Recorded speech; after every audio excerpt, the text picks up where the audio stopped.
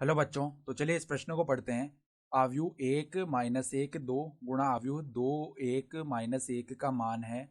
विकल्प ए आव्यूह 2-1-2, विकल्प बी आव्यूह 2 1-1-2 -1 4 2 विकल्प सी आव्यूह -1 और विकल्प डी परिभाषित नहीं।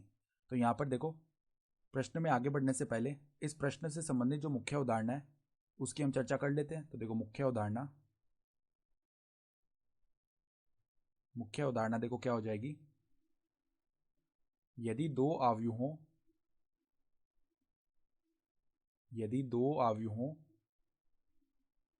P व Q को गुणा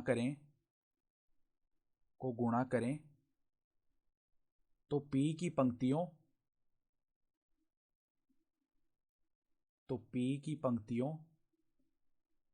व Q के स्तंभों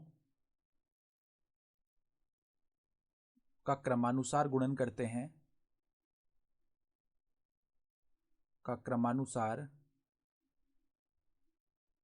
कर योगफल ज्ञात करते हैं। और हमें ये तो पता होना ही चाहिए कि अगर हम पी क्यू ज्ञात कर रहे हैं तो वो तभी संभव है जब पी में जो स्तंभों की संख्या है वो क्यू में पंक्तियों की संख्या के बराबर हो। ठीक है, तो यहाँ पर देखो हमें क्या गुणा करना है। ये आव्यूह है 1-1 2, तो इसकी जो कोटि है वो क्या है। यहाँ पर देखो 3 पंक्तियां और 1 स्तंभ है, तो इसकी कोटि है 3 × 1। फिर देखो इसके गुणा में ये दूसरा आव्यूह है 2 1-1, तो इसकी जो कोटि है वो क्या हो जाएगी। देखो यहाँ पर हमारे पास में एक क्या है, पंक्ति और 3 स्तंभ है, तो 1 × 3 हो गई। तो हम देख पा रहे हैं कि जो पहला आव्यूह है उसमें जो स्तंभों की संख्या 1 है वो दूसरे आव्यूह में पंक्तियों की संख्या 1 के बराबर है, तो इनका हम गुणा कर पा रहे हैं। तो देखो गुणा करेंगे तो जो आव्यूह आएगा उसकी जो कोटि है वो 3 × 3 होगी। ठीक है, तो 3 × 3 का आव्यूह आएगा।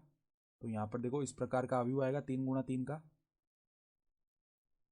तो गुणा करेंगे तो पहले क्या होगा, ये जो पहली पंक्ति है उसमें 1 है। ठीक है, ये गुणा होगी पहले 2 से। ठीक है, तो यहाँ पर 1 × 2 करेंगे तो कितना आ जाएगा 2।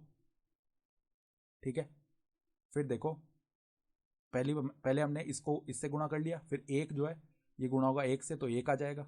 ठीक है, फिर 1 जो है वो -1 से गुणा होगा तो -1 आ गया। फिर -1 जो है दूसरी पंक्ति में वो 2 से गुणा होगा तो माइनस का 2 आएगा। ठीक है, फिर -1 गुणा होगा 1 से तो माइनस का 1 आएगा। फिर -1 गुणा होगा -1 से तो 1 आ जाएगा। फिर 2 गुणा होगा 2 से 4 आ जाएगा। 2 गुणा होगा 1 से तो 2 आ जाएगा। फिर 2 गुणा होगा -1 से तो माइनस का 2 आ जाएगा। ठीक है, तो ये आ गया हमारे पास में इनका गुणन, और ये जो आव्यूह है इसकी कोटि 3 × 3 हो गई।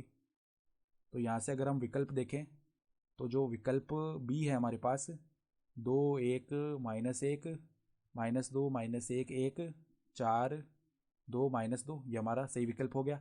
तो आशा करता हूँ कि आपको ये प्रश्न समझ में आया होगा। धन्यवाद।